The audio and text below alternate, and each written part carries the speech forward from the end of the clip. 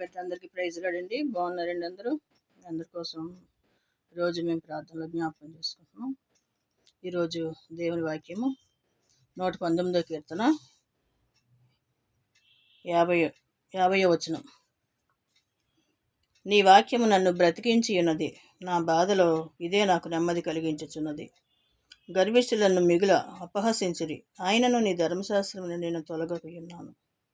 నా బాధలో నీ వాక్యమే నాకు ఆదరణ కలిగించింది అంటున్నాడు కీర్తనకారుడు. నా బాధలో వాక్యమే నాకు నెమ్మది కలిగిస్తుంది, సమాధానం కలుగజేస్తుందని చెప్తున్నాడు. గర్విష్ఠులు నన్ను అపహసించినను నేను నీ ధర్మశాస్త్రం విడిచిపెట్టలేదు, నేను నీ కట్టడలో అన్నీ కూడా నిర్వర్తిస్తున్నానని చెప్తున్నాడు.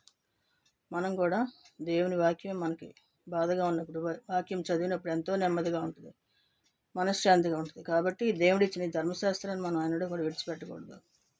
చదువుకుని ధ్యానించాలి, మనశ్శాంతిగా ఉంటుంది.